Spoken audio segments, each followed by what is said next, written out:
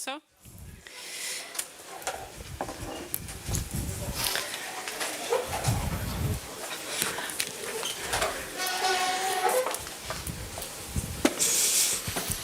Okay, welcome back. We haven't lost so many. Actually, maybe gained one or two during lunch. Hope you had a nice lunch and nice conversations. We will now focus on the business side, ship owners and marine technology companies. And our first speaker is Nicholas Bathfield, project manager at Stena. And he's actually the first, he said. And I was going to say he's the second French naval architect today, but then he said he's older than you, so he's actually the first. So, Nicholas started at Stena Technique in 2022 and has previously worked at RISE, SSPA, 10 plus years with resistance, propulsion, CFD, and optimization, as well as at Ulstein Group as manager of hydrodynamics and stability. And for those of you who are from Chalmers, Nicholas was also a postgraduate student in CFD in the early 2000s. And you are going to present sales in the perspective of a ship owner. Yes. Welcome. Thank you. Thank you, Åsa. Thank you.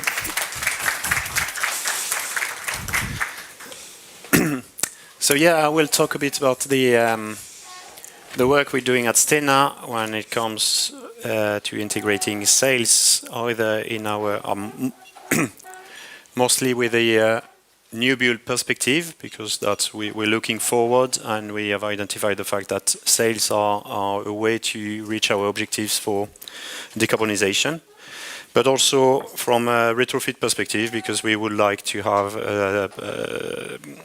gain experience and gain acceptance of this technology on board.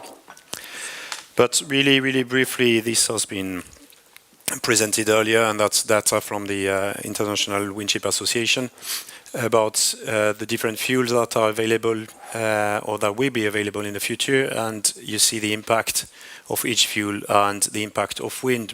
Really briefly, wind takes space on deck but has very little other impact.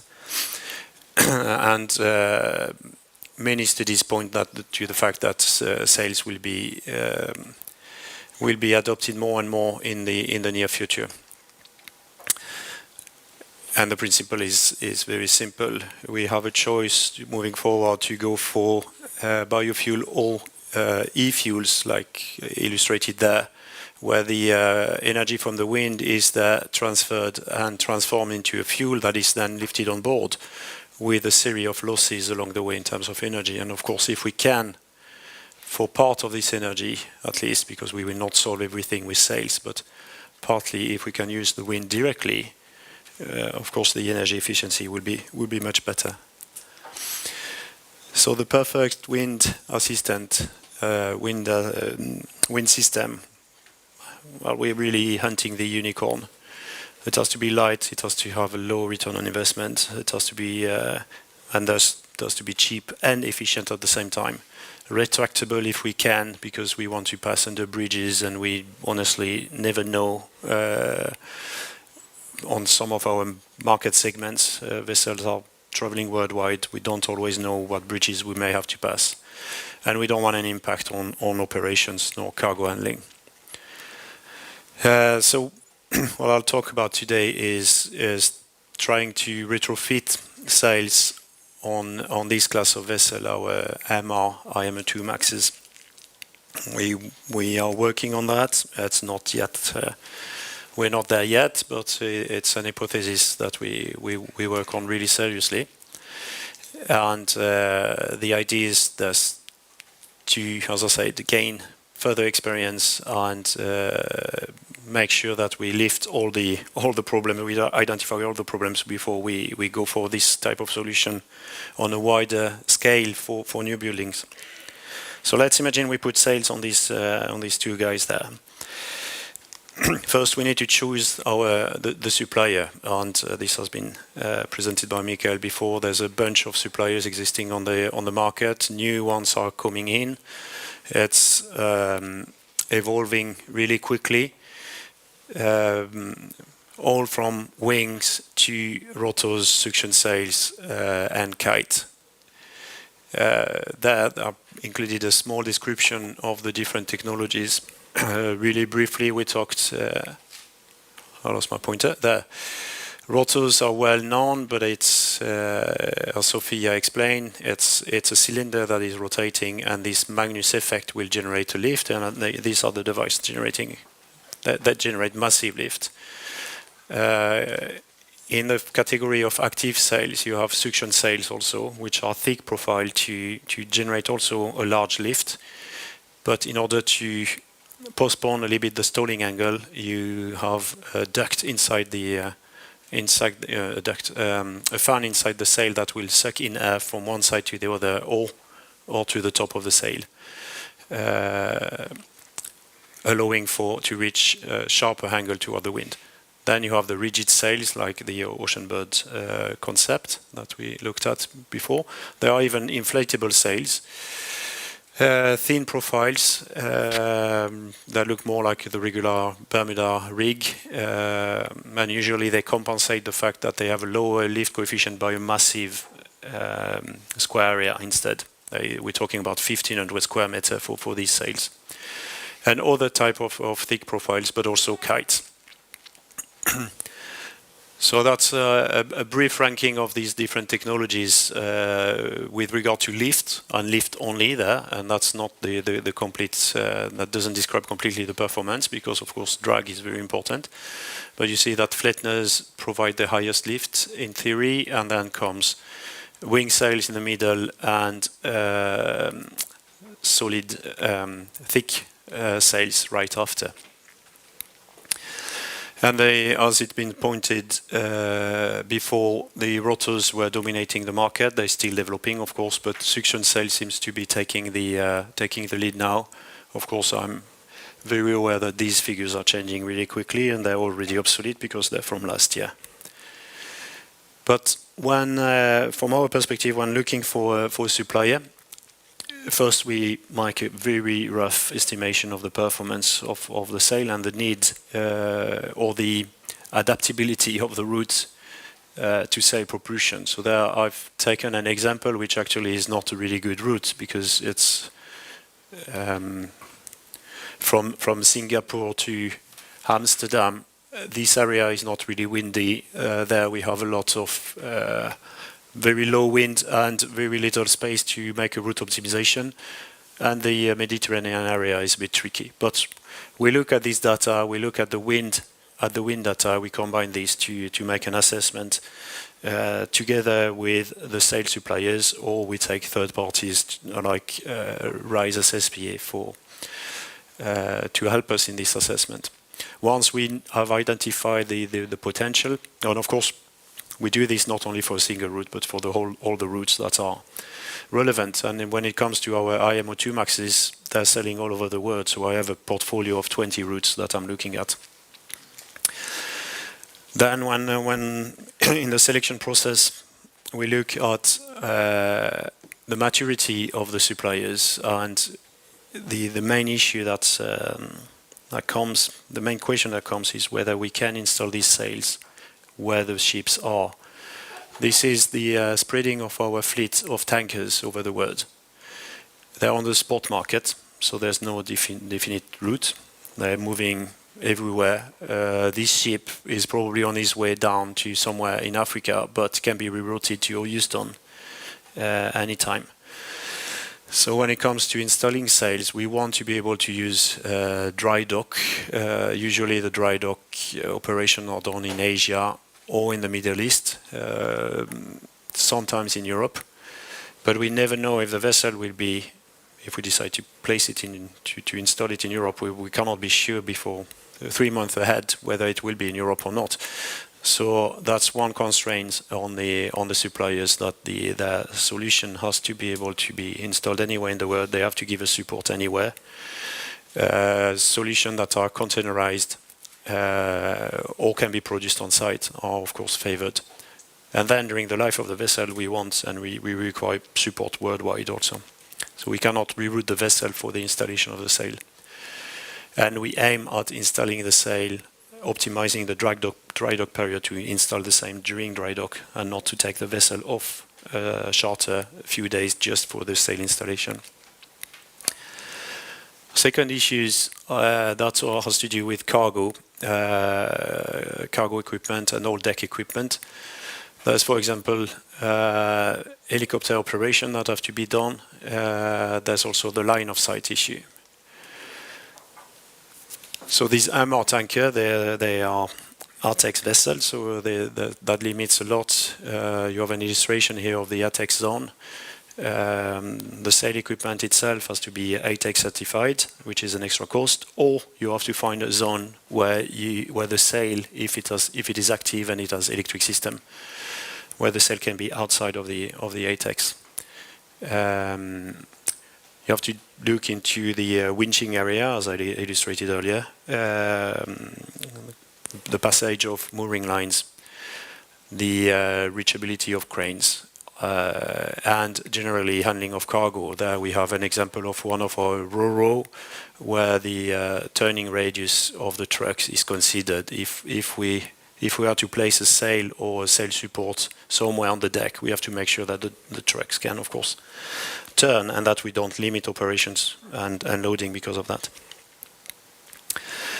Last point is when placing these sails on board, we are very limited. There's only a couple of options. When choosing between two options, we will check the one that has affected the least, the course keeping and the yaw balance, as Sophia mentioned earlier. The line of sight is, of course, very important. The rules open for solutions using cameras. We came to the conclusion that we will have to have an extra radar, probably, in most of the cases, to cover for the blind spot that the sail will generate. Of course, harbor maneuvering. Extra sails generate extra windage. Even when they're tilted, you will have extra windage on deck. So that has to be studied really carefully. That's an illustration of the weather in the Isle of Man. And we operate in these areas. You want to be able to berth. You want to make sure that your boat tunnel thrusters will still allow you to berth during any weather. So that has to be taken into consideration really carefully. And I've highlighted also equipment number, because once you have this extra windage, you will have more requirement on your mooring lines, anchors, and it can happen that this is a table, so it can happen that you sort of pass a threshold, and it's not only about installing a sail. All of a sudden, you have to change your anchor, you have to change your mooring arrangement, and that gets really expensive. Finally, a point that has been also lifted by Sophia, but that was really actual for us, dealing with RoRo and vessels that have water ballast, anti-heeling tanks. What happens if we're on a course sailing upwind, for example, and we meet an object? We have to maneuver away from it. The rules are a little bit unclear about that. There are some indications about how to handle this, but usually it refers to a risk assessment. And part of this risk assessment is the solution we had is to run simulations to make sure that the ship behaves as it should, that we can turn as we want, that the course is stable after the turning, and that the heel angle during the process doesn't get too large. And we try to assess all sorts of failure modes when doing these simulations. So that's an example of the simulations we ran together with RISE, where during the maneuver, so at this point the rudder was set to change by 35 degrees to do a turn. That's what happens here, and we monitored the heel angle during the process and the acceleration as well, with and without the sail, and we were comparing the results. Finally, as part of the integration, the structure is really important, of course. I'll take it last, but it's probably not last in the working process. If we look at these MR tankers, very important thing is that they have an expensive coating inside the cargo holds. These are chemical tankers. And when we install a structure above the existing stiffeners of the cargo holds, we don't want to do any hot work too close to the holds, because we don't want to damage these expensive coatings. So that sets a hell lot of requirements on how to actually install the sail and how to do that in practice.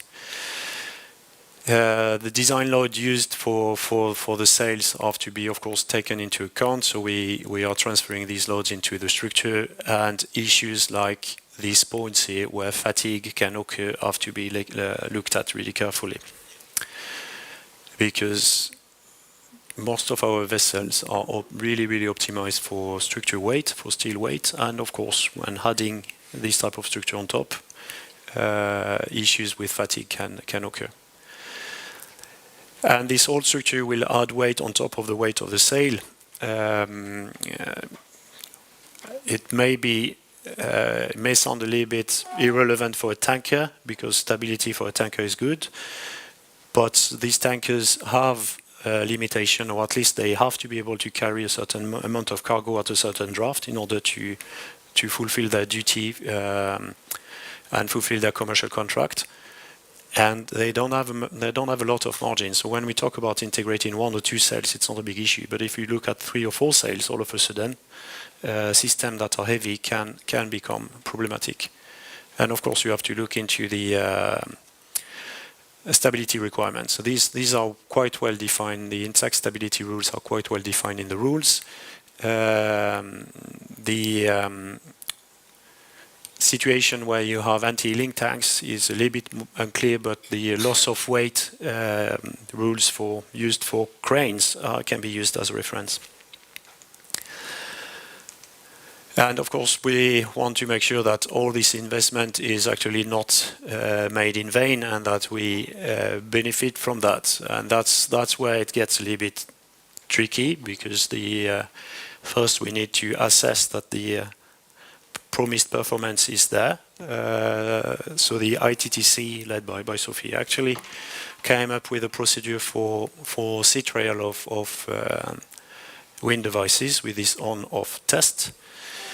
But when talking to suppliers, and when it's time to write a contract, you will realize quickly that the figures that were communicated early on that were referring to fuel saving at the propeller may not be the same that the suppliers will put in the contract eventually, because the argument being that they do not control the position of the sails, so they are keen to only write a contract based on kilonewton provided by the sail, and that's really hard to interpret and really hard to identify in a contract. So it's important to stick to the procedure defined by ITTC, which really is about power. I think that will simplify everything. There are some work being done on how to do these measurements of the sail force in different manners, but there's no clear procedure yet. The ITTC is probably the most advanced work that has been done so far, and it's really good reference. And then when it comes to the decision making, this is an illustration of the daily rate for a VLCC. What happens in practice, what I'm learning, is that there is a rentability threshold. So if you want to retrofit a sail on a vessel, of course it's a bit different on a new build. But this threshold is really important. That's something that is being monitored daily, I would say.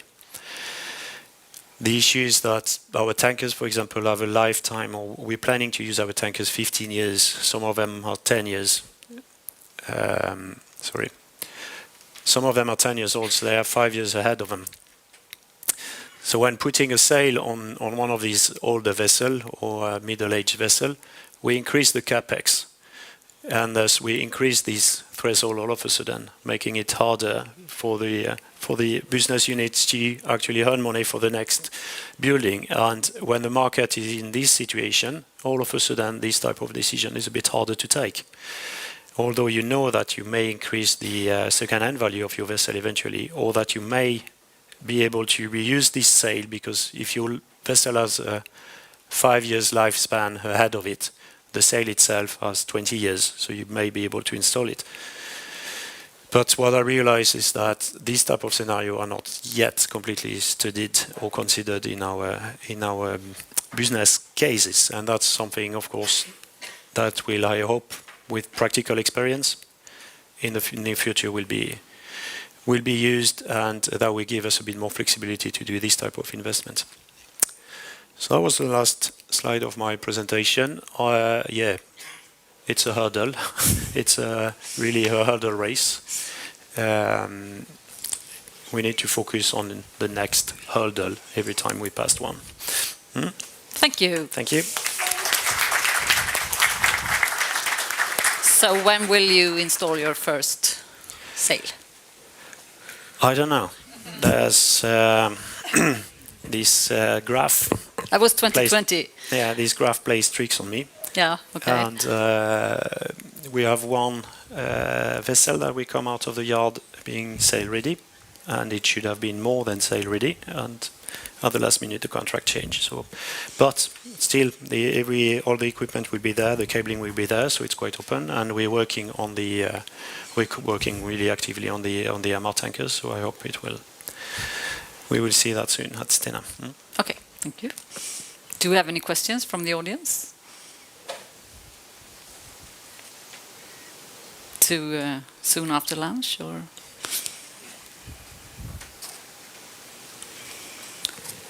Okay, that was the easy way out. Yes, thank you. Thank you very much, Claes. Okay, and our next speaker is not only calculating and thinking, also installing sails. Claes Möller, CEO of Tärntank, and you have prior worked at a lot of different positions at Tärntank. In Tärntank, yes. And only also Tärntank in only all my Tärntank. life, yes. Yes, on board the vessels as well as on shore. Yes. And there are a lot of technical matters to plan for when using sails, but one important factor is, of course, to train the crew. Yes. And that's what you're going to talk about a little, I think. Welcome. Thank you. And thank you for having me here.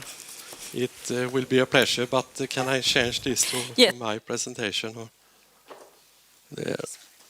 Oh. Is it just to click? Yes. Okay. I will talk a little bit about training the crew, but yes, I believe you feel that it will be a lot of different ways of this, because we can say we started also in 2020 to discuss this with the sales and so on, and it was closed together with our designer, which is Kongsberg. So Henrik has been a big part. But for us, at the same time when we are starting with a new project, we are involving the crew already then. So we are going, yes. And as it was for us, we didn't know anything about sailing, and the crew didn't know anything about the sailing, but we are keen to learn. So therefore we are using this through the whole project. So, and it is the same as always in Tärntank. When we design a new vessels, we are involving the crew and we are training together.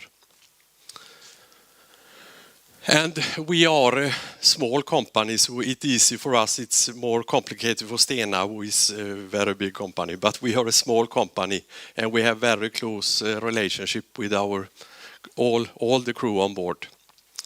So we started in 1958, and we have office in Donse and in Skagen. And today we have 9 oil and chemical tankers, around 15,000 tons, and we are about 250 employees on board and 20 ashore. And we have 5 new buildings under constructions. So this is a little bit, we started with that vessel, and now we are soon taking delivery of these vessels. And our trading area is Scandinavia. That is also, we are quite concentrated to Scandinavia. So therefore it was, I should not say easy, but it is, at least we know where we are going all the time. So that is an advantage when you have the sales. And yes, our customers is Neot, Exxon, Neste and Preem. And they are also interested into these new technologies, of course. So that is also an advantage. And for us, it is not that we should sail. It is to reduce the consumption. And that is our journey to aim for. So we built in 10 years ago, then we was really looking into this to save emissions and consumption. So therefore it was efficient hull design, energy efficient main engine, propeller and rudder, fuel optimization, and the fuel which was a good energy value. So therefore we took delivery of these 4 vessels. And then when we were looking into build vessels again, then we was also looking in what can we do more in order to save fuel. So therefore we was looking into areas. Yes, we are starting auxiliary engine when we are taking pilot in order to have the bow thruster and so on. So therefore can we replace that with batteries? Yes, it was possible. So therefore we installed batteries. And then we was looking into alongside. We are using a lot of auxiliary engines alongside, so we said we can install shore power. So we installed shore power in these vessels.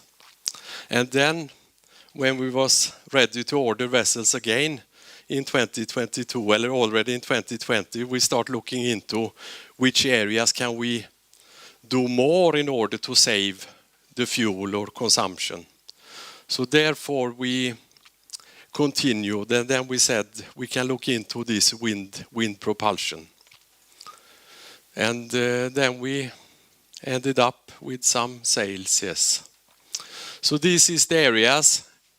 And is this confidential also, Henrik? No, no, I can show it. No. So this is the areas that our trading area. So therefore we was putting quite much focus on that. And then later in the project, it came in other areas that we also looked into later on. And how to train the crew in this is that they are a part of this, of course, all the time. We are explaining this for them and so on. And then you have already been through this in Stena. But we, of course, we looked into which different type of sails on the vessel Kongsberg was helping us with. So we ended up in these suction sails, and just to make it a little bit visibility, if we should sail, we need to have how many? 22 of these. Then we are able to make some speed also. So that is just to explain the difference between the sails and so on.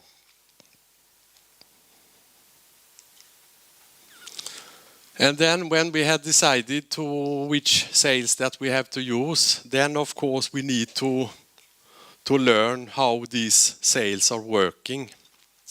So therefore we have been working quite close to this Econo Wind company who is delivering the suction sails for us. So in order to explain for ourselves and for our crews. And this is just to visualize what is happening. So we can say these sails without suction, because we have 5 fans inside here, which is creating a suction. So then the function will not be there at all. We can see on this there. Then it is just like a mast or whatever.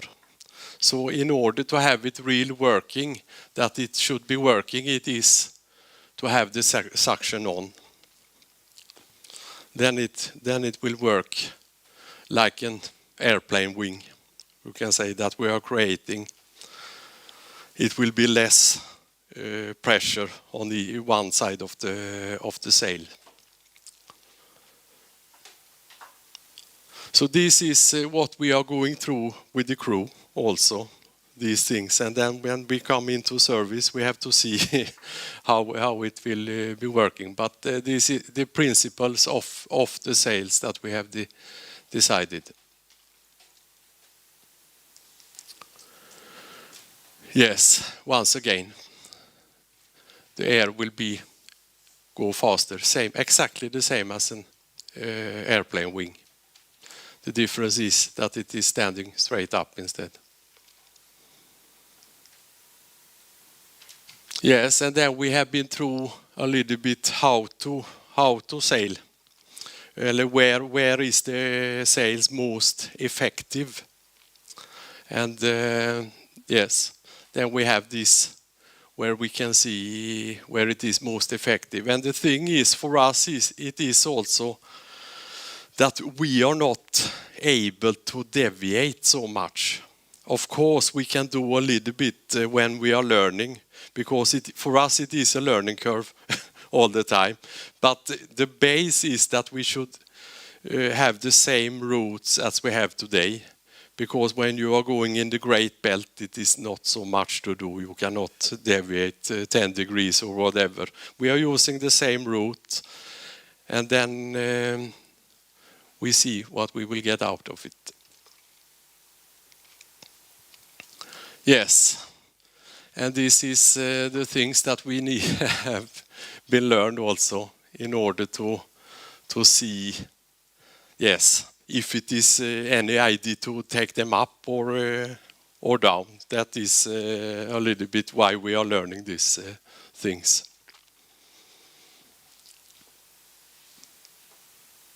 Yes, it is the same here in order to verify where it is best.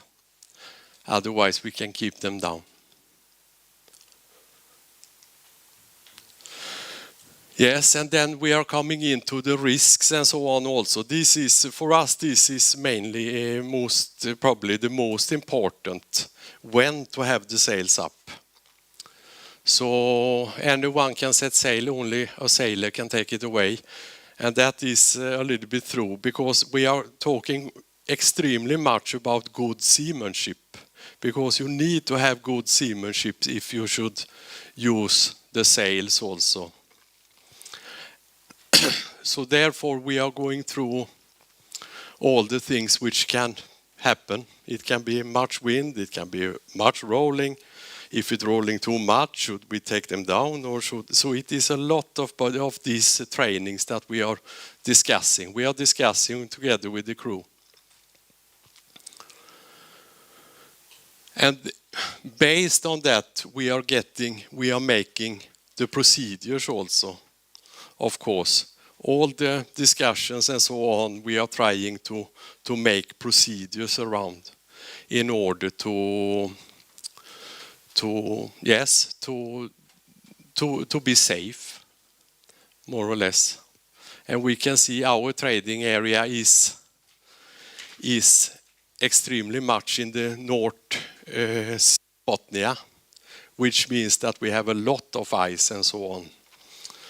So therefore, when we have calculated, we have not calculated with 100% use. It has been calculated with 80% or something. So our procedures now is that during winter time and we passing Åland, we take them down in order to be on the safe side.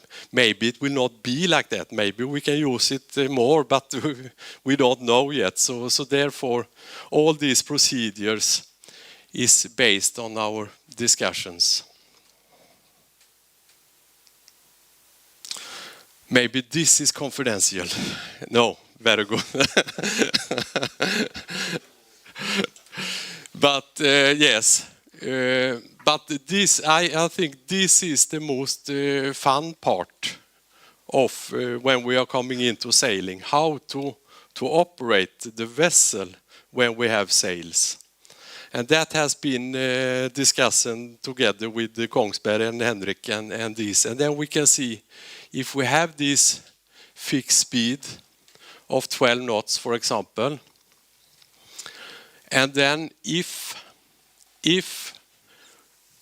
we just, the engine is reducing in order to save fuel, then we will save about 11%. But if we are putting the engine or the kilowatts, 2,850 kilowatts, then we will have 12 knots about. And then we are using the sail. We have fixed power. And then we are using the sail. And then we are coming, yes, the speed will be 13.5. Then you are in Hammerna quicker. Then it is 13%. And if we are using the wind, but then this requires some automation also, I believe.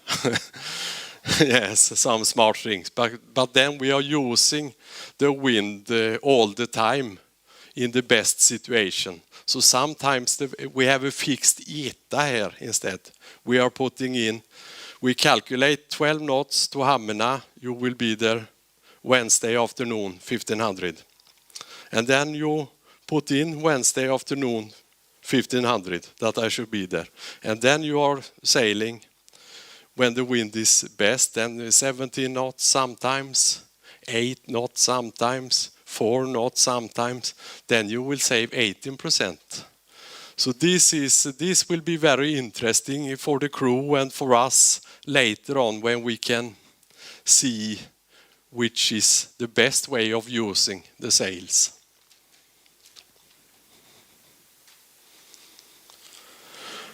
Yes, and the good thing with these sails is that there is some auto-sailing part, which means that the crew on board can, we have auto-rise. This means that 2 sails will rise at the same time. So we have one display for 2 sails. So then we press auto-rise and then the sails will go up. And then you press auto-sailing, then the sails will adjust a little bit based on the wind, because each sail has a wind sensor. So each sail will be in a little bit different position. So I believe the crew will use this most. But we can do it manually also.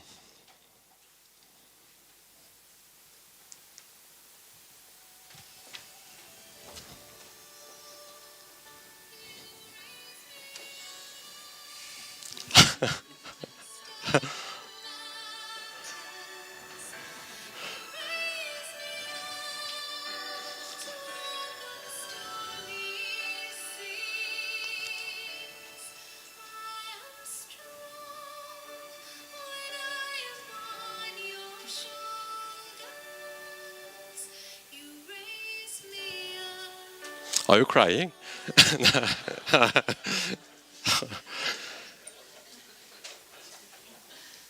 Okay, thank you.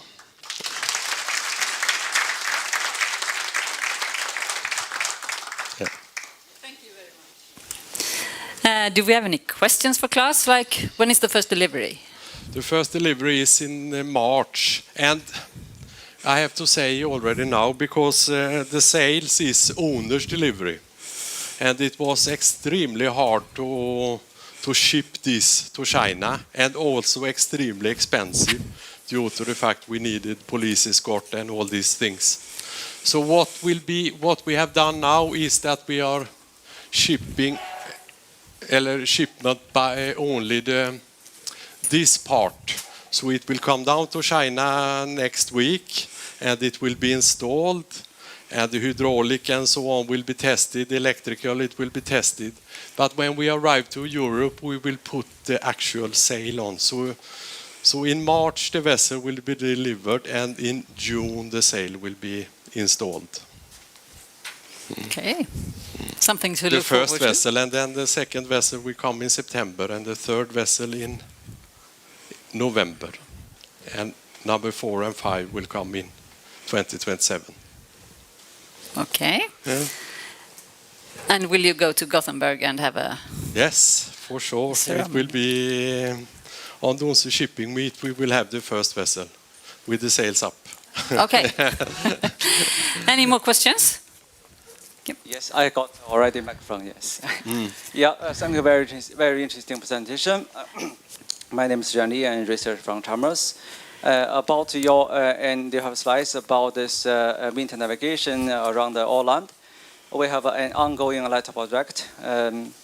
We have not included the sail on ships, but we will have a solution for ships without sail. But I think we also in the future we can include also sail in our model. Yeah. And I can answer your question for that. Okay. Yes. Yeah. This is the only comment. Not question. Okay, Also, only it was comment. not a question. No. No, very good. So you don't need to answer. Yeah, yes, No. very good. Thank you. You can say thank you. Okay, there's a question here. Or over there. Thank you. Very good presentation. Pelle Wimby. I like the humble way you introduce the sails for the crew, but what is the reaction from the crew? Yes, they are. I believe they are. What we have encountered is that they are a little bit most afraid about this, when to take them down and up and so on, because as we all know who has been at sea, the wind is changing quite rapidly. So it will be a little bit like a normal sailboat. You need to go up to the wind and make it. So we are coming into this good seamanship all the time. And I believe it will vary, at least in the beginning, it will vary when the sails is up. I don't think we can guarantee that the sails is up all the time. We can just see when they are passing that they are down due to... We are afraid in the beginning, I believe. But as soon as we learn more and more, then I believe we can... because we are not... We are, of course, afraid about the structure and so on. So when we started, of course, we started first with Kongsberg and see that this is the sails that we should have. And then directly we started with the sail maker, that we should have a strong foundation to stand on. We cannot rely on these simple things. It must be strong. So that we have at least received. So, but I believe the crew has to feel a little bit that yes, we feel that this is strong enough. But otherwise, we have put a limit on 17 meters per second. So we have a base at least that when it is rising there. Okay. Rosa. Okay. Yeah. Thank you, Claes. I have a question. Being a teacher and simulator instructor, have you ever considered with Kongsberg to develop a simulation program that the crew can actually sail the ship in the simulator and test different maneuvers? Yes, of course, we have been thinking about that. But the thing is that when we are going into things, we are doing it, or what we should say, we don't have the time. We have to learn during the way. But of course, if there is a simulator or something, it has been the same with the batteries, with the shore power and everything. We are doing it and learn it, and our crew are extremely good when we come into these new techniques. They are learning much quicker than we are doing. But the simulator is good, of course. No, I'm not questioning the quality of your crew. No. That's not the point. I mean, but it would be maybe nice for them to have some idea, yes, using a simulator. Oh, this is kind of what it might be like. For sure. It is like that. But then you always have this also, that the crew is working 5 weeks on board and then they are free for 5 weeks. So we are trying to not that they should work when they are home also.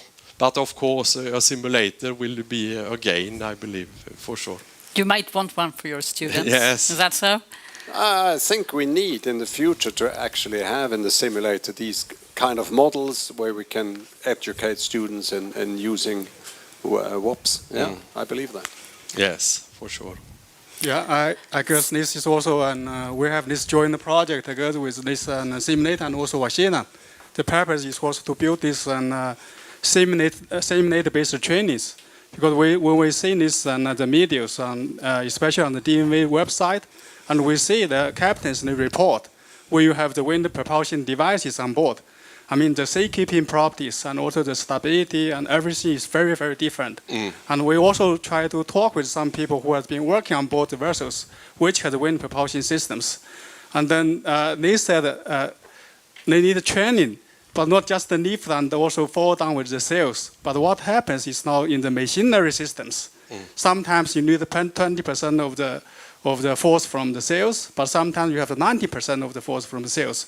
So how the people working in the machinery system will react if you need to have intensive and optimal matching from the machinery persons. Are they happy about this and the extra work which is put on them? Yes, I don't know if they are happy or not, but we have been so that of course that the engine is operating in different modes all the time. That I believe we have learned in an earlier stage, because that is related also to the energy efficiency of the vessel.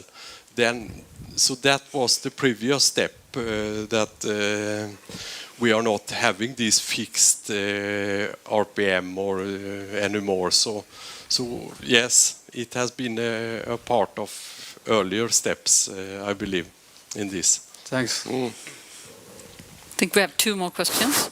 Hello, Robert from Sjösportskolan, 2 dots.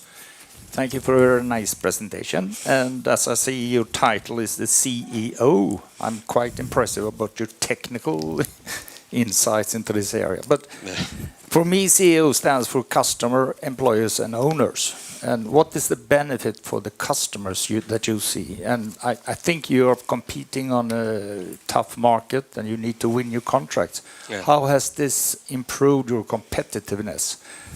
And a second question, we heard earlier from Stena Line that writing a contract was very difficult because the one who's buying needs some guarantees that you really need to achieve these results, not just the technology. So how did you address that before you started?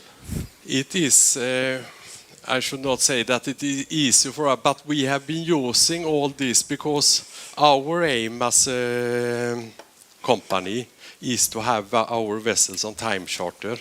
So therefore it is our customers who is paying the fuel.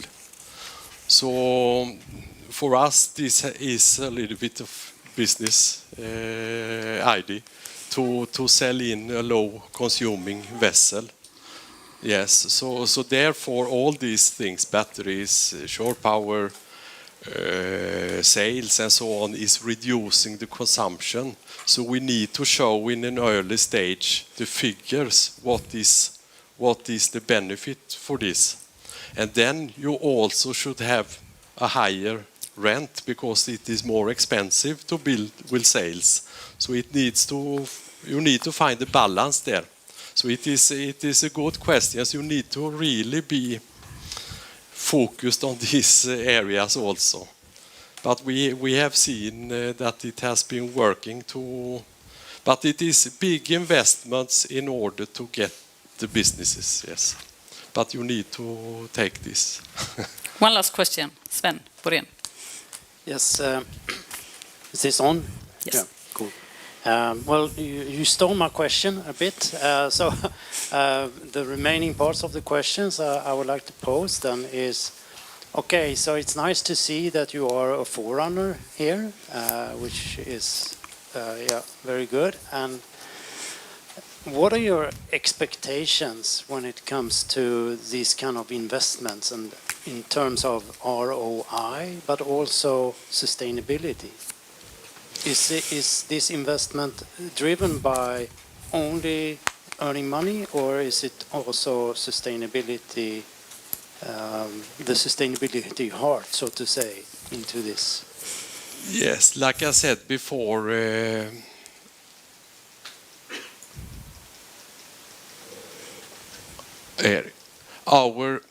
first of all, our aim is to build vessels where we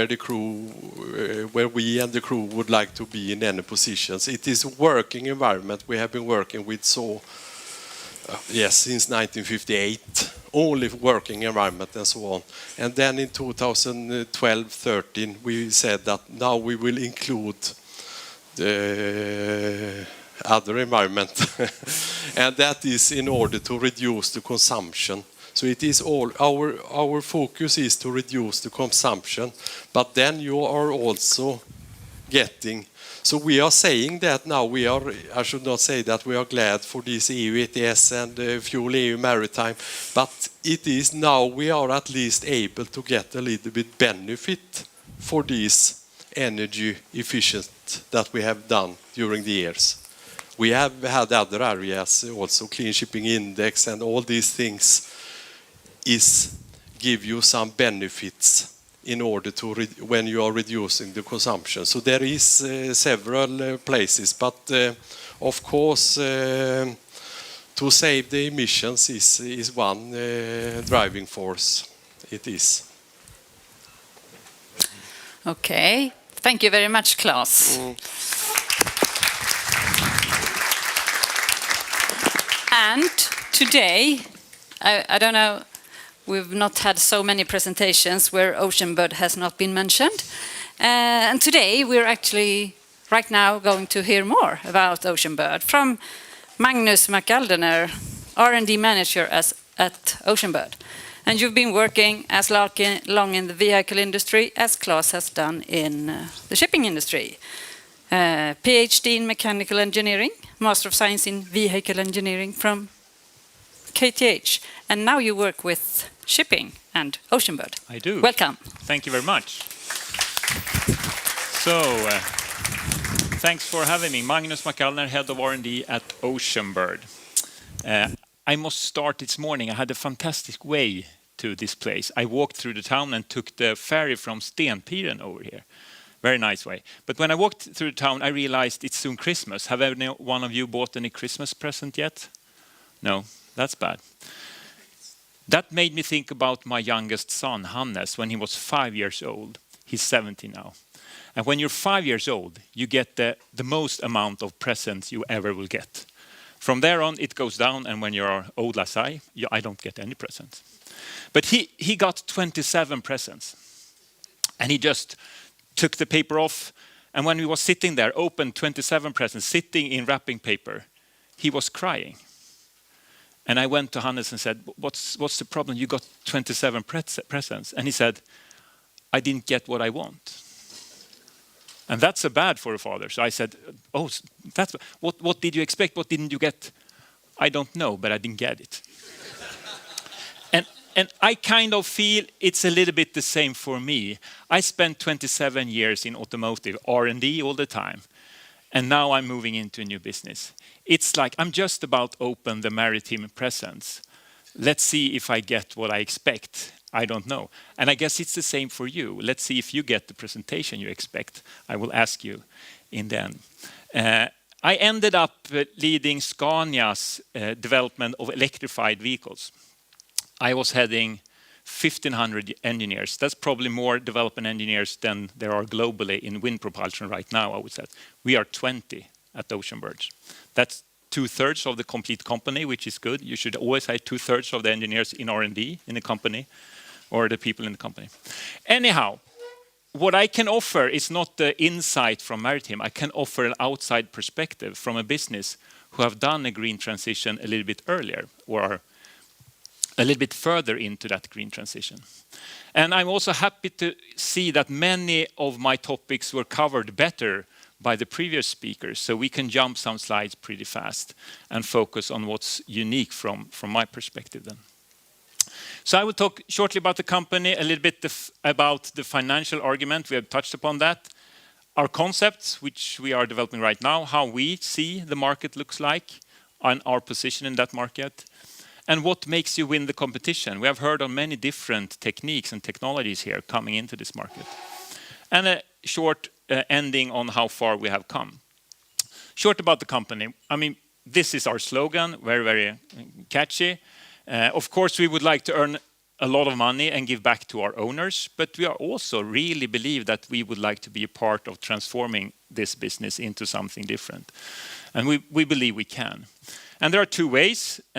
You could either do like the full sailing ships that we have seen here on other presentations, main sales on the new build, but you can also retrofit.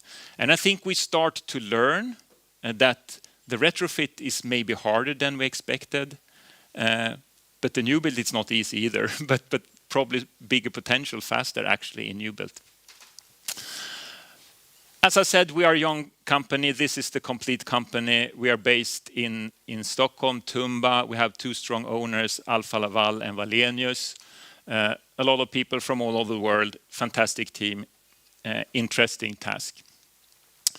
We are young. We're celebrating 3 years next week. And we are basically here, you know, in the year of realization. I will come to that. Next year, we need to take a lot of orders and then it's scale up from there. Let's see if that happens. But we are in an interesting stage of the company and the business. Okay, a little bit outside perspective then on the business you've been working much longer than I have in.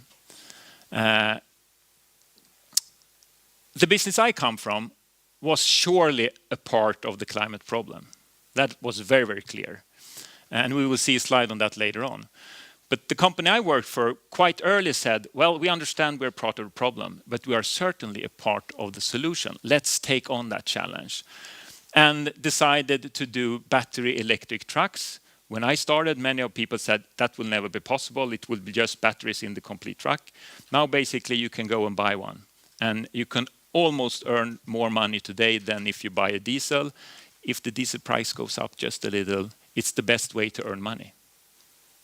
It's the cleanest also, but it's the best way to earn money. And I strongly believe that's the only way that green transformation will happen. We can talk about legislation, we can talk about green premium, but it must be a better way to earn money. Then it happens on scale. So that's the task we have.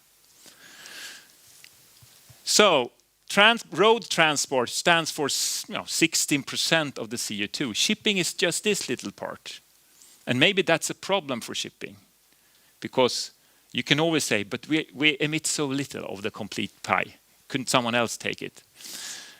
But I still think it's interesting for me to moving from the green one to the blue, because from my perspective as an engineer, the green part is already solved out of a technical perspective. It will be battery electric transport on roads. I'm 100% sure. There's a little bit slow downturn now, but it will pick up because you will earn more money and the solution is already there, technology is already there. To me, shipping is less sure what it will be. Wind will probably play a role, I think so. I think it will play a bigger role. Which solution? We heard about flattened rotor, suction wings, rigged wings. I don't know, and that's interesting. And I've been in that position previous in technology development in my previous business when it comes to, for example, emissions treatment. So I think it's the same. Shipping has been a part of the problem, must be a part of the solution. And we heard Claes already taking the lead there. Fantastic. I think it's the right way to do. But if you look on all technology transformations, they follow the market penetration curve, looking like an S curve, always. And we can say that both road transport and shipping, they are just in the beginning. I mean, here we talk about the few % of the complete market by battery electric today. Here is basically very, very few. But still, automotive is a little bit early. And you also heard about this theory, although IMO says that we need to reduce CO2 to 2030 and be neutral basically 50 or 80% by 2040. It has the tendency to be people like Claes, who are the early adopters. They think differently than the big market. And in order to really make a change here, we need to address this big market. You can call them the tech enthusiasts and the visionaries. That's the people we talk with now. But the big mass are those pragmatists and conservatives and the skeptics. We need to reach them also. So my point here is that the early market is different from the main market. That is true for green transport on roads. That is true for green shipping. And if you look at how this market penetration has seen for different technologies, starting with the telephone and the auto and the radio, you can see two things. You can see that it goes faster and faster. So for example, cell phones, much steeper curve than the radio, for example. So it seems to go faster and faster, technology transformation. But still, even cell phones took 10, 15 years. How long do you think it will take until shipping? And the most I've heard when I had a fika with people, the people say to me, but shipping is very, very conservative. You must understand that. So I don't know how long it will take, but I think it will actually not take that long. Maybe you have seen this curve also, the hype curve. Gartner presented it. It's very, very good. So here you have expectations, or the buzz in media, Sjöfartstidningen. In the beginning, everyone said, oh, this is a fantastic thing. But then all of a sudden, you realize the problem, Northvolt, for example. But then after a while, you get a more decent view on what's the potential of this technology. And then you come to here. So you talk about peak of inflated expectation, and then you are through of delusionment, and then slope of alignment. Here is 20-30% market penetration. We are just here. Shipping is just here. We talk with the first generation. So early, super early. And I think we can feel that. And I've been through this in a different business, and we are basically somewhere here now in that business. Anyhow, my conclusion is the only solution to this problem is green technology. People will not change their way of living. They would like to buy their stuff from Asia, transported here. Companies doing cars in Japan would like to sell in Europe, and the European car transport producers would like to sell in Japan. I don't know why, but that's how it is. The solution is green technology. So I mentioned there is a green premium in the beginning, maybe for the early adopters, but the mass market want to see the cash. So is the cash there? So this is Tirana, the Wallenius Wilhelmsen ship that we have decided to put our first wing late next year. It transports 650 cars in like a floating garage, 230 meters. If we assume sailing 70%, assume it takes 50 cubic meters of oil a day, you have a quite decent saving if you can give 7% or 5% or whatever you can give, depending on the route. We saw the dependency on the route. Will it do the trick? So now I calculated on a $100 per dollar barrel price. I understand that you measure in metric tons, so you have to convert yourself. And let's say it costs $2.5 million.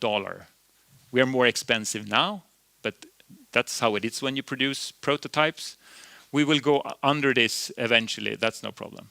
And the green bars here, they represent the yearly saving in fuel, but discounted, of course, because if you save a certain amount 10 years in the future, you can't account it to the same.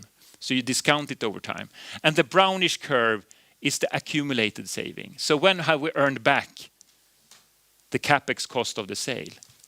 $2.5 million. So the curves cross each other somewhere here between 6 and 7 years. I heard the Stena people say that we can count on 10 years payback. We are okay with that. I think that's fantastic.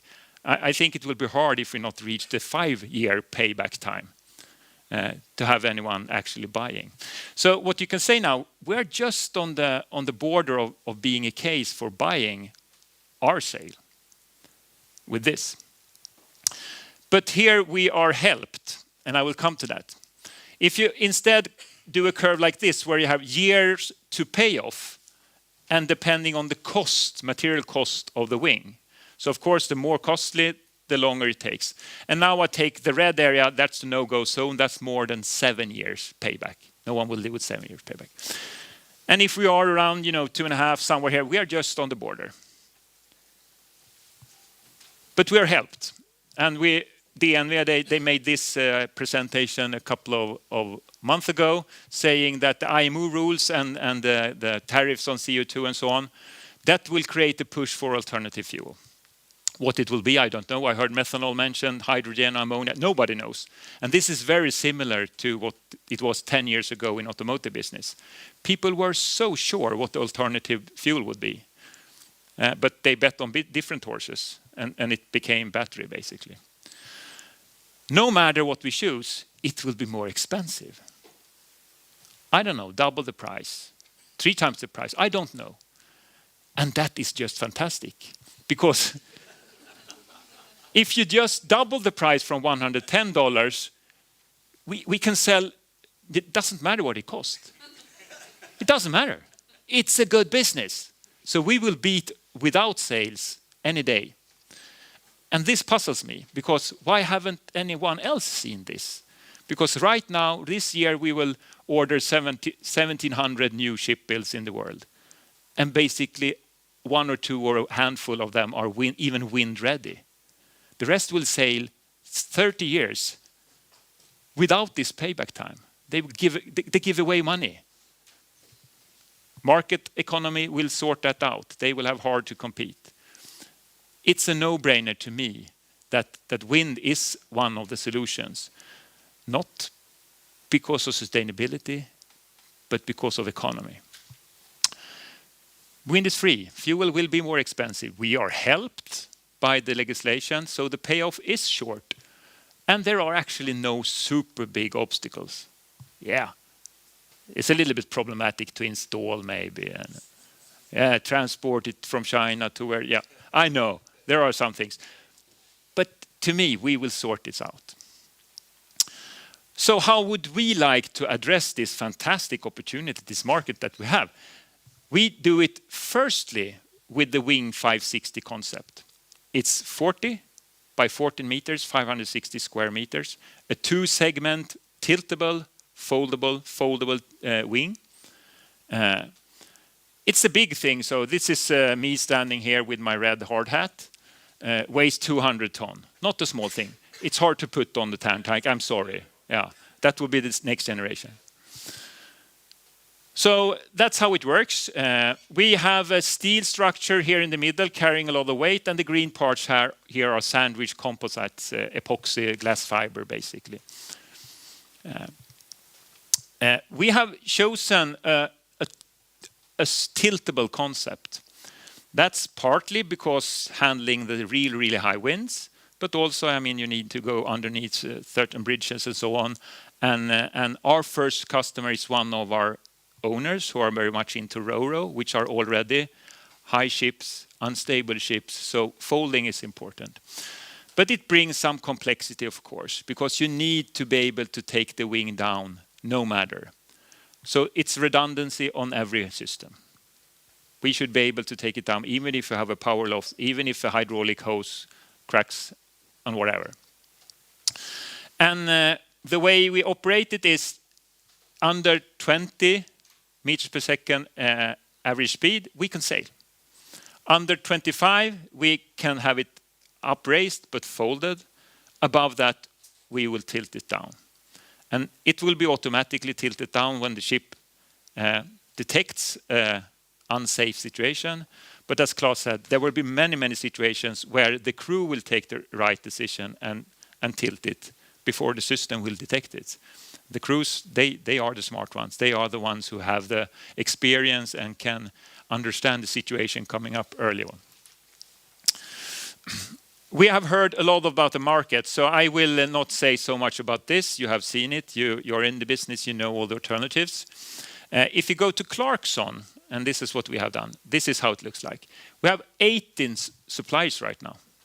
There's a lot of suppliers there, seeing what we see. A lot of them are in the active part, Flettner and suction wings, but more and more rigged wings. Not so many vessels out of the 60,000 we have out sailing there. A little bit more wind propulsion units, meaning many of them have more than one on the ship. What you can see here is the majority is these Flettner and suction wing, but if you start to look on the units that we have installed and are going to be installed, announced projects, you can see that the big part is suction wings today, but what you also can see is that the green part is increasing. There is a growing understanding for that a passive rigged sail might have opportunities that are good for the future. And if we just try to summarize the market potential for us as a supplier in this business and understand what is the profit pool, where can we compete? And we say that, let's say that 50% of the new builds until 2030 will have something like this, and it costs 3 million euros average just. And we have some retrofits. It's a market potential of 1 billion euro 2030. You don't need to take a big share of that in order to be a pretty big company. It's a fantastic profit pool. And of course, others see that also. And we try to give ourselves freedom to operate by patenting things we think is smart, but others do also. And so we try to understand the patent market. And and I would like to share this with you. What we've seen lately is that China are extremely active now in the patent market. This is how the patents in wind propulsion looks all over, but this is just Chinese patents coming more and more. But what's even more interesting was when we did some number crunching on the data here, and we looked at application date. When did they file the patent? And how many months did it take from filing to approve? This is how it looks like. I don't know what it says to you, but to me it says someone thinks it's very good that patents become approved fast in China. I have a couple of patents. They are useless, I have to say. It's not hard to get a patent. It's hard to get a patent that is actually used. That is hard. I have never seen any patents being approved in less than a year. It never happened. I don't think you can do it in Europe. It's impossible. But it goes faster and faster in China. So there will be competition in this market. That's for sure. From the 18 suppliers, from other markets. So what makes you win then? Well, it's very easy to think when you work in this business that you are selling wings. But we're not. And you were into that class. And the one who has put it best, I think, is Clayton Christensen. He's the innovator of the notion disruptive innovation. He was a professor at Harvard. So he came up with the term disruptive innovation. And to some extent, wind propulsion is a disruptive innovation, at least to Wärtsilä and Emman and the other people. And he says, new products succeed not because of the features and the functionality they have, a foldable wing, no, but because they offer an experience and that enable, or what the job they do for the customer. And the wing do not no job, but the trust force or even the trust work that we create for the owner, that's what we sell. We sell megawatt hours. And if you get some megawatt hours here that are basically free, you can buy less megawatt hours from the bunker oil supplier to your engine. That's the whole business. And we need to understand that we sell trust work. And how is that created? Yeah, we saw this slides from you, Richard. If we have some thrust here and we have some propeller thrust there, we can share that in some way. And of course, we would like it to be keep the speed and reduce the consumption. The foolish one will go faster. And in reality, it will probably be something in between. I don't know. But here, vessel control is important, so you actually get the gain from the wind thrust work. The first thing you need to make sure, if you're going to sell thrust work, is that you have availability, that you actually can use the wing. And as I said, there are winds where we can't use it. It's too windy. Or north of Åland, we heard, they can't use it. It's too icy. So you have to have a concept which is actually possible to use. We talk about OPE, for example. This is a real-time measurement on Tirana right now, basically. And you can see here is our wind limit. And 20 meters per second might not sound so high, but actually we give away quite a little of thrust work, megawatt hours. You know, a handful of percent is what we give away by having 20 meters per second.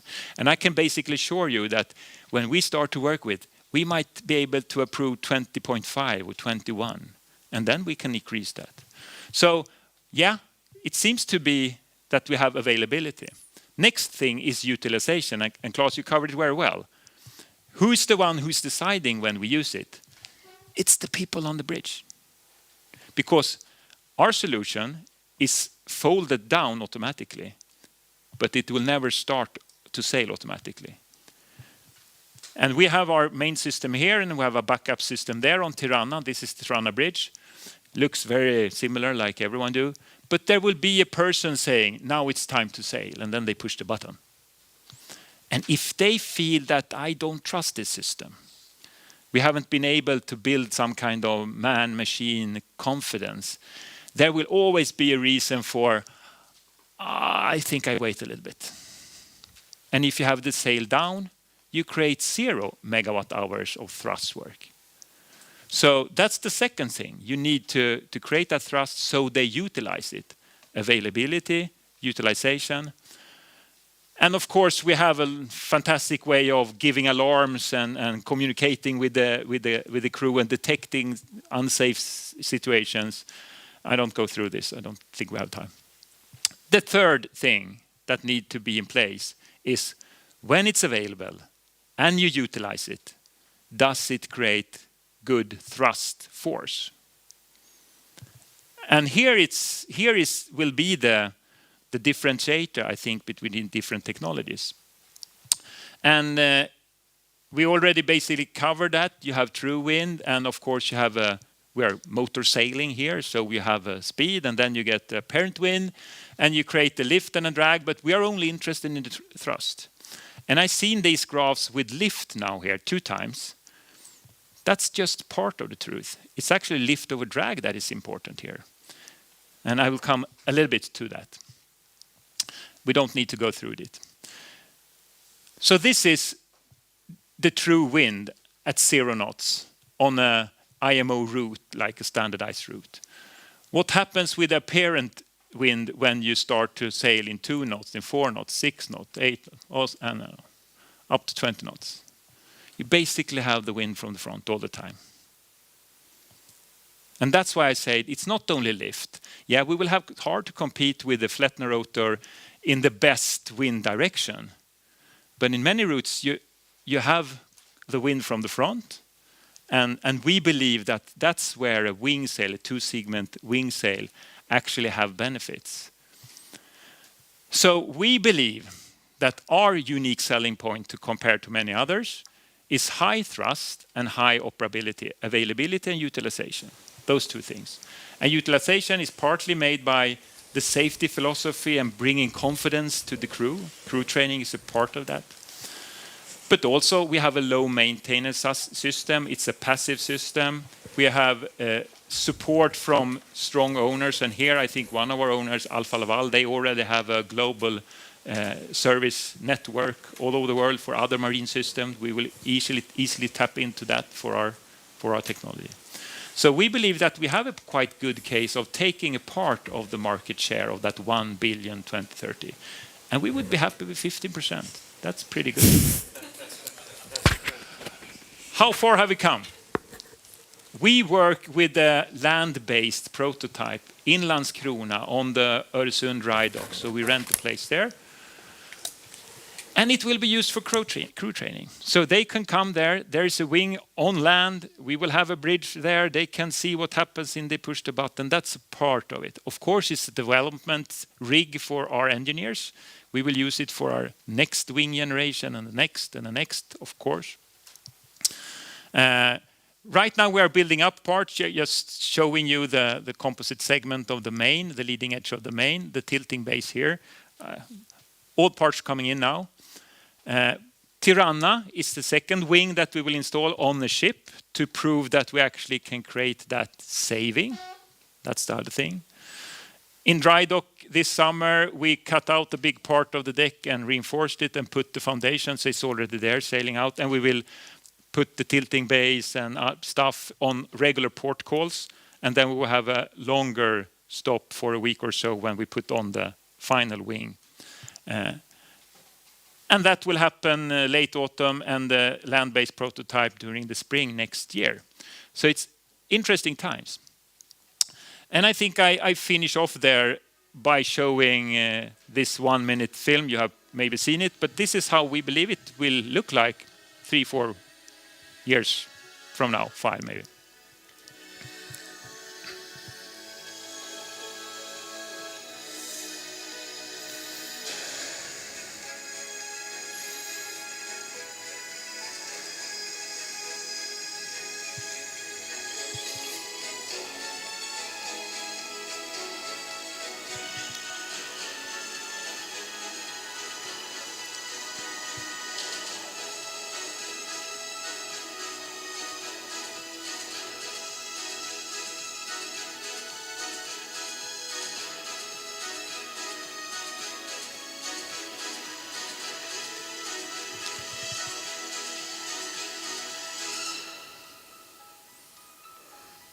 Okay.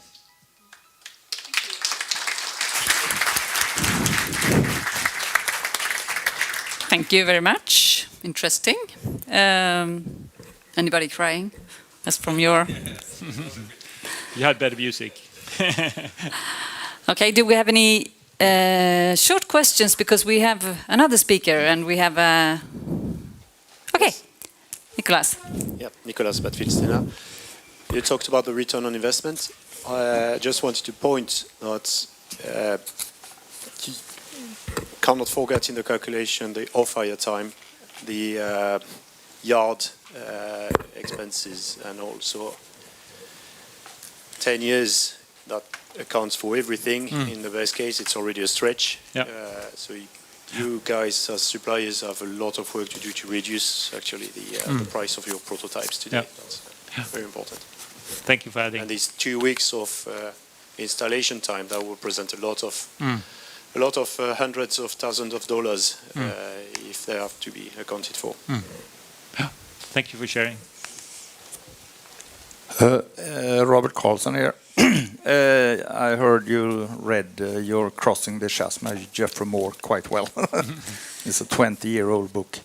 First of all, why don't you focus on putting technology into place, providing value to the customer? Why do you invent yourself when China is so far ahead? I mean, look at the Northvolt. They can't make batteries because China is 10 years ahead in those volumes. And second question, will you be introduced to the Stockholm marketplace? When can we buy your stock? You have to ask our owners. I don't think that will happen. They will harvest themselves. Okay. I don't really know what the first question was. But I think if I should quote take it upwards. Sofia, so we're quite far ahead in Sweden compared to other countries, even though they have many patents. Aren't we, Sofia? Yeah. So, Bengt-Olof. Yes, and thank you for a very nice presentation, and welcome to the shipping industry. Thank you very much. I have one question, the flap. Do you use that primarily to make the sail more flat or deep, depending on the wind strength? Or do you also have? Do you also use the slot effect between the two? No. No. So that's not the intention. No. To create a camber. It's basically to adjust the camber. That's my question. Thank you. You're right. Those 100 days you've spent here now, the largest similarities and differences between automotive and shipping? We both transport people and goods from A to B. That's our business. Very similar. The difference is that land transport is always on land, and land is always regulated by someone. It's easy for Europe to regulate themselves to clean transport.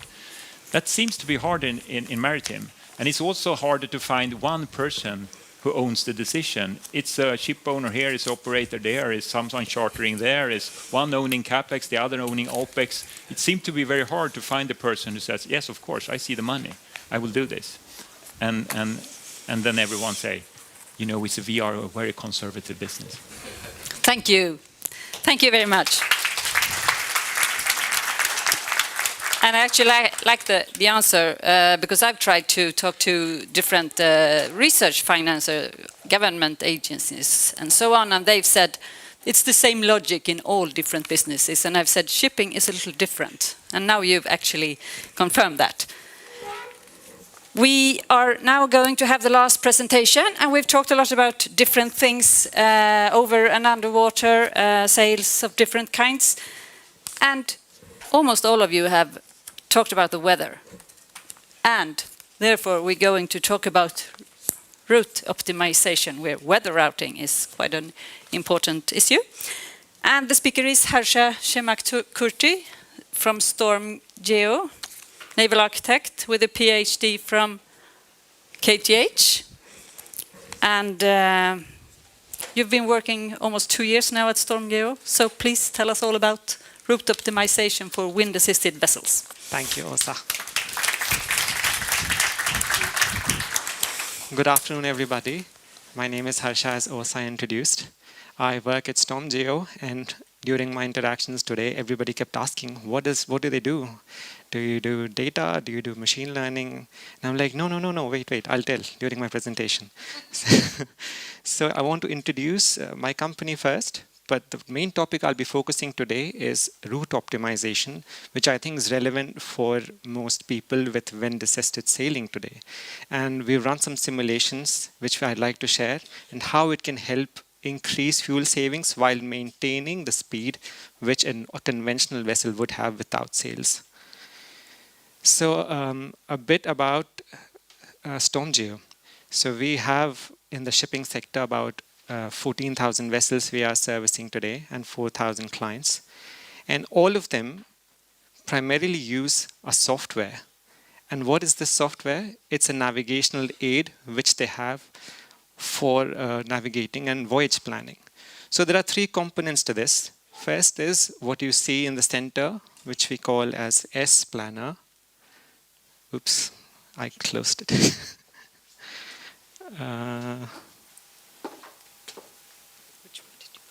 The stop button. Oh, there. Okay, yeah.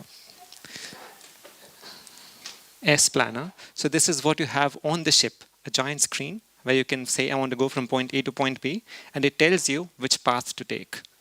Then there's something called S Insight, which is onshore, and over the air, you get all the data together and you analyze, okay, I've gone at this speed between this route, how does it do with my fuel savings? Can I optimize that? Then there's something called S Routing. Now this is a live functionality. You're sitting on a ship and a big storm is coming. So you call one of our agents in routing, and they guide you, okay, turn left or turn right in a very simplistic way. They don't say that actually, but that's how it works. And all of this depends on three things: voyage simulation, route optimizer, and performance models. And that's where the department I'm working on comes into picture, which is the R&D department. We basically make algorithms which drive the rest of the things which is used to do voyage planning. So what is routing? Very simply, you want to go from point start to end. You can go on the map in a straight line, but that's not exactly straight because the Earth is curved. So the shortest path would be a great circle because the Earth is curved, as you can see. And that's the very simplest of functions we have on our software, where you want to go from New York to Melbourne here, and it charts a path. And you see lots of small blue things here and here, and these are all the navigational constraints which the ship must use when it's going near land. So in a very basic sense, all these are considered to create a basic path. But is this the best path for going from A to B? No, because there are a lot of things we need to consider and optimize for. These could be safety, fuel consumption, which is the hot topic now, the journey time, regulations, emissions. And these ... can be a lot of things unaccounted for. For example, pirates.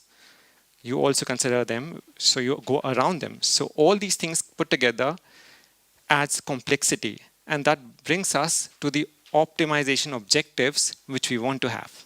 They could be the shortest path, which we saw earlier, or the least travel time, or least fuel consumption without a fixed arrival time, or it could be a combination. I want to have the least fuel, but at the same time, I also want to go there in the quickest time. And all these work around certain constraints, like ship operational constraints. What's the maximum power a ship has? What is the speed it can go at? The weather constraints, it has to encounter waves and current, so consider that. Navigational constraints, like some areas might say you can only go at 10 knots. Or regulatory constraints. For example, ECA zones, where you have to use a certain type of low sulfur fuel. So all these things put together, if I put it in a picture, it might look in a simplistic way like this. You go from start to end. You have no-go areas where the ship cannot pass at all. Then there's bad weather, which you avoid.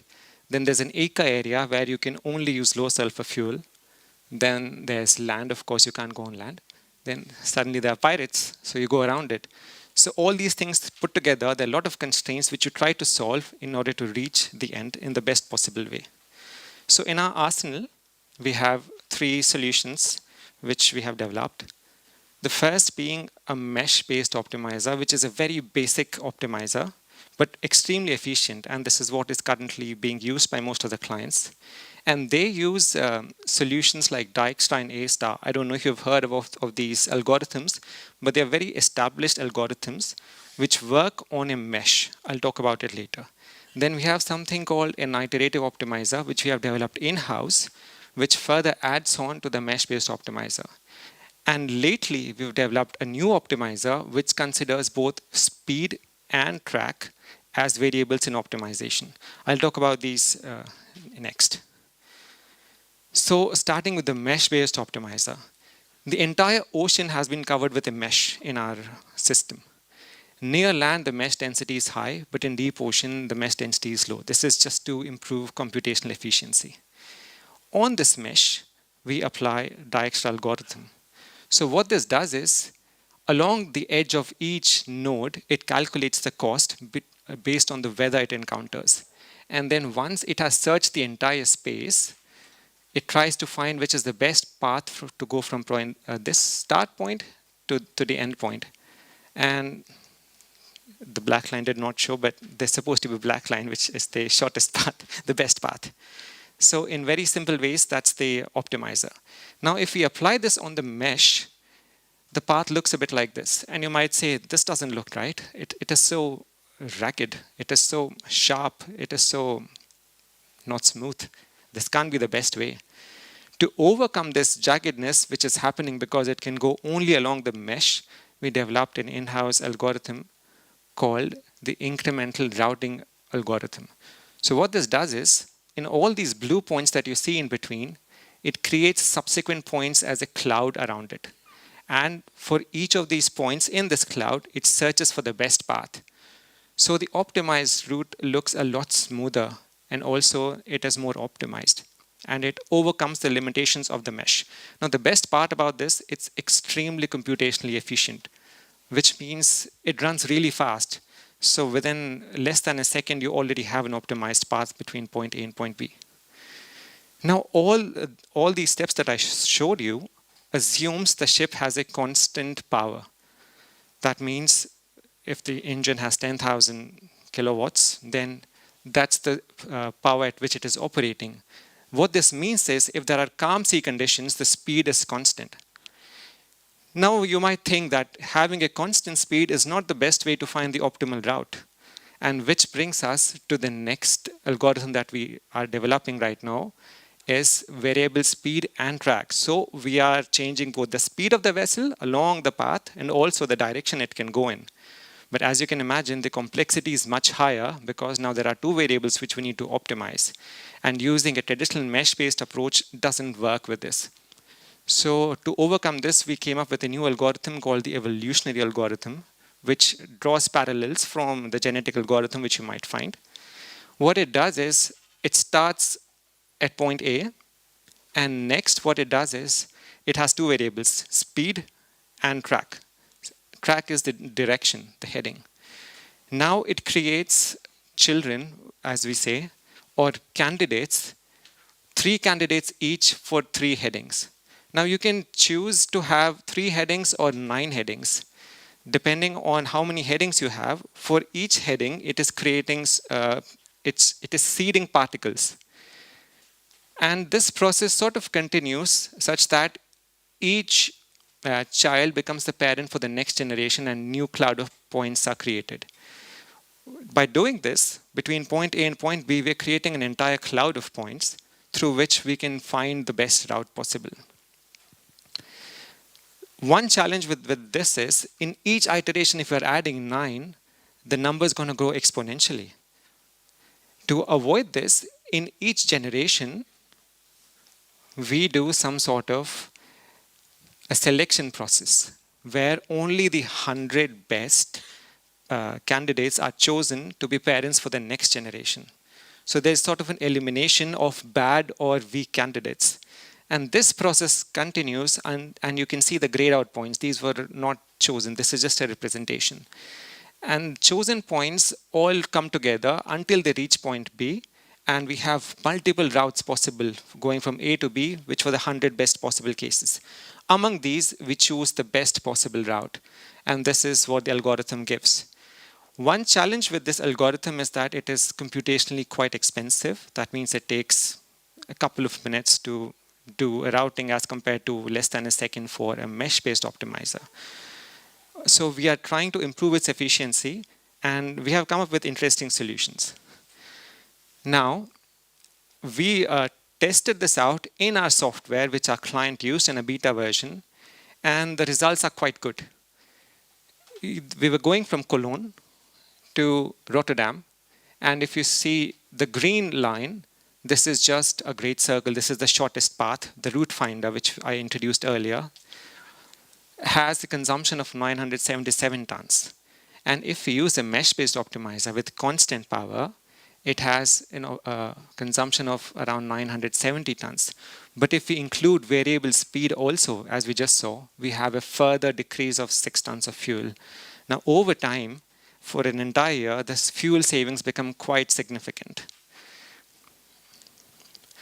So these were the algorithms that we have right now. Now we want to see how do they apply for wind-assisted vessels. Now, in order to understand that, we need to see what is the brain of this optimization algorithm based on which it is taking these decisions, whether to go left or right. And we call this the performance model. So the performance model is like the brain which helps the route optimizer in making decisions, which direction it must go. And the process is quite modular the way we've built it, which means if a company X has a performance model of their own, it's easy to pick it up and plug it into our optimization engine to give the output. And here what we have done is we have taken a wind-assisted vessel performance model that RISE has developed and plugged it in together with our own ship performance model. And this model that we took from RISE was in the format of a DLL on which we applied a small wrapper. Wrapper is something like an interface between a third-party model and our model. So this gets plugged into our performance interface along with our own statistical performance model and the physical performance model. I would say statistical performance model is quite good here because we have so many vessels serving under us, which means we have a lot of data. So it's easy to fine-tune the models that we have. So the model that we receive from SSPA or RISE creates a response surface, which is based on high-fidelity CFD calculation. So it can be trusted with at this point. And it's like a black box. We don't know what's inside, but it just plugs in and gives the output. And then if I want to talk about the physical model that we have, it is a medium fidelity model. It's quite basic. It's based on strip theory, where it calculates different forces and creates equilibrium considering all the models that we have together. So it's not independent. So all of the models come together and all the calculations happen, resulting in giving us what forces a vessel encounters when it is going in the sea. And if we plug this into our route optimizer, then the route optimizer knows whether I should turn left or right given the weather and the vessel speed. Now the examples that I'll show rely on the constant power or the mesh-based optimizer in its current state. But going forward, we want to move towards variable speed. But as I mentioned, it's computationally expensive right now. So let's go to the examples part, which will highlight how route optimization for wind-assisted vessels can actually be a good thing. So what we did was we picked the algorithm mesh-based Dijkstra, and we simulated 150 different cases between Zeebrugge to Halifax. And the voyage started on different times of the year, which means each time the simulation happened, the weather was different. So we get a wide range of operational conditions, but between the same starting and ending points. And we have pretty good weather models, so we know exactly what is the wind and the wave condition in the ocean when the ship is sailing. This is a very rough graph, but what it shows is that majority of the cases, using route optimization, we had a positive fuel saving, as opposed to no route optimization and going on the shortest path. On average, if we consider only the positive cases, the fuel savings were around 32% if you use route optimization as opposed to going on the shortest path. So in this example, we're going from Zeebrugge to Halifax. And the blue path is the shortest path, where the ship captain just tries to go along the Great Circle without changing the direction. And the red is what the route optimizer selects for you, where the vessel should go. And on the right side, we have a plot for the current the ship encounters. This doesn't tell us much, because it's almost an equal match. But things start get interesting when we consider the speed over ground of the vessel. We see that this red path is apparently longer than the shortest path. But still, they both reach at the same time, because the constraint is set that the vessel should reach at a fixed arrival time. So despite this being longer, it is reaching at the same time with the assistance of wings. And this can be seen in the graph. The red curve is slightly higher in areas. That means it is traveling faster than on the shortest path. This is a special factor called WX, which we call as a weather factor or a speed down factor. Now, for conventional vessels, when they go in waves, the speed of the vessel goes down because of wave interaction effects. But for sailing ships, this is actually a speed up factor, because the wind or the weather is actually pushing the ship further forward. And we see if we take the path along the red curve, the weather effect is really nice. It's really pushing the ship forward, as opposed to when you're going on the shortest path. We'll see how the wind interacts with the direction of the ship going forward. Now, this is another example where the fuel savings was 77%. Now, you might see that the ship opts to go over United Kingdom, and the path is much longer, but they arrive at the same time. And if you see the weather effect, it's going almost at 15 knots, as opposed to 5 knots when it was going on the shortest path. And this process continues and even crosses 20 knots at some point. Now, this model is only as good as the performance model powering it. So this has to be kept in mind. Again, the speed over ground is much higher, as I showed. And if you look at the true wind relative direction, now you see for the optimized path, we have encounter direction of around 90 degrees, which is really good for sailing. But if you look at the shortest path, we're getting around 180 degrees. And this is a reason why it's going slower. Now I'll play a small video, and I would like you to follow how this journey proceeds. Now we have the shortest path given by the purple line here, and the optimized path given by the blue line here. You can see the small symbols for vessels here. Now, as the video proceeds, you see how the weather evolves.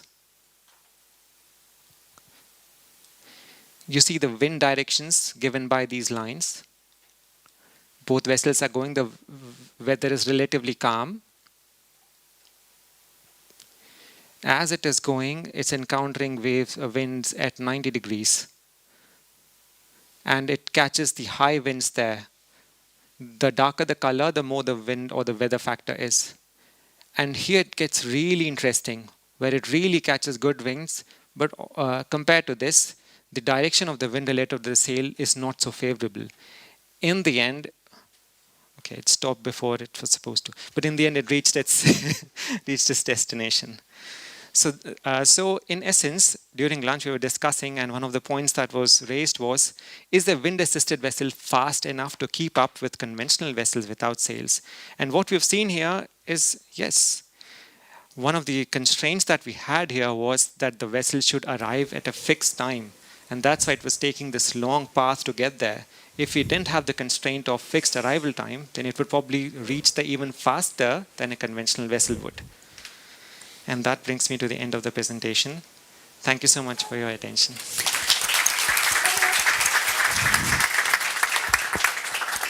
Thank you very much. And do we have any questions for our last speaker here? Yes, we do. Wengang Mao from Chalmers wants to ask a question. Yeah, thanks for the very nice presentation. And then by accident, I'm also working on the weather routing system by myself for almost 10 years. I mean, so you showed us an example. You can save more than 70% of the sailing by going so far away from the shortest distance. And we also know from this morning, if you just look about how big a variation of the wind for just one day. And then in that case now, I guess if you cross the North Atlantic, maybe around 10 days or 7 days. So how confident, I mean, you can recommend this weather routing system to the wind propulsion ships to go so far away, but in the case now the wind conditions is very uncertain? That's a very good question. So we rely on weather data provided by satellites, and we have wind data separated by 3 hours or 6 hours, whatever resolution we choose. And then in between we interpolate. So yes, the local wind might not be exactly how it shows, but we get an overall picture. So reality, of course, will be different because of differences in the wind direction. But if you look at the average picture here, maybe 77% was over-optimistic, but there is definitely potential for saving. Thank you. Arash wants to ask a question. Thank you very much. Arash Sambus from Chalmers. I'm not working on this, but sitting next to Wengang, so I know what is it about. You're trying to basically grab all the potentials from the wind. That's one of the main objectives that you're doing here. But think about that. You're exposing yourself to heavy loads and also waves. You just mentioned that. When this comes to play, have you considered this? Because this increased wave loads basically may result in structural failures. That's right. That's a very good point. And we did consider them. We have hard limits set for wave conditions and wind speeds, beyond which the optimizations engine should not consider. So when we ran these simulations, we had a maximum wave height of 7 meters and a maximum wind speed of 20 meters per second. But these are constraints that we can change. Depending on how we change, the optimization result will also change. So ensuring that safety is paramount when it comes to finding the right. Thank you.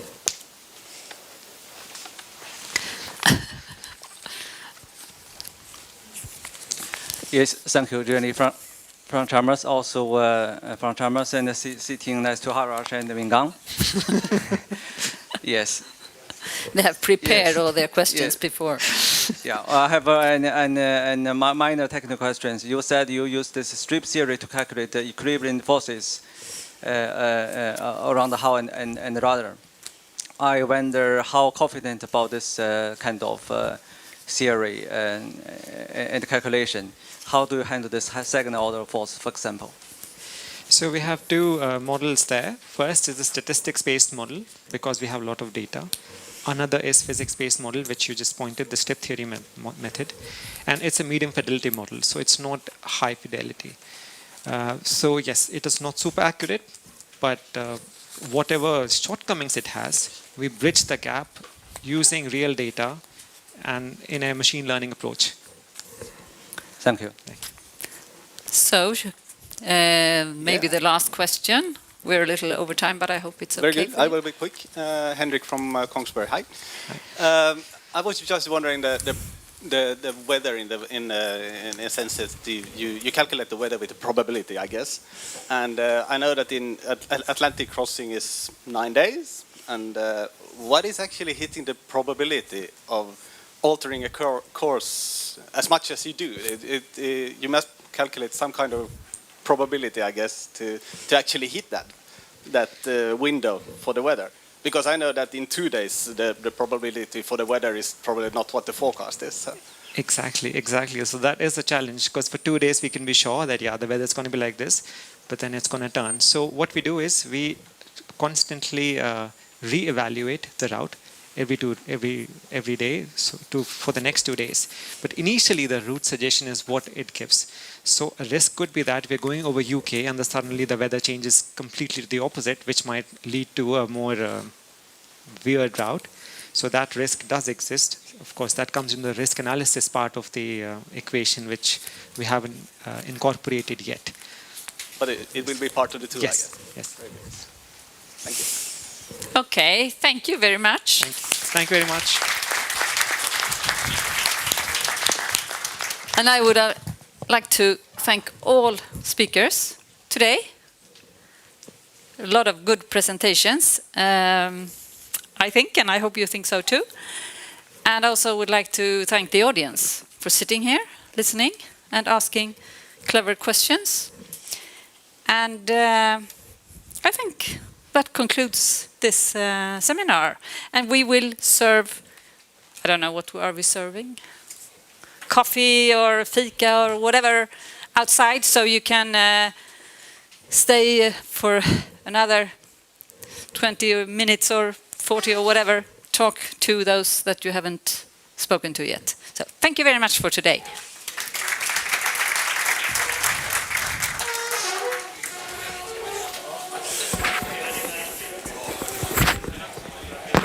Good.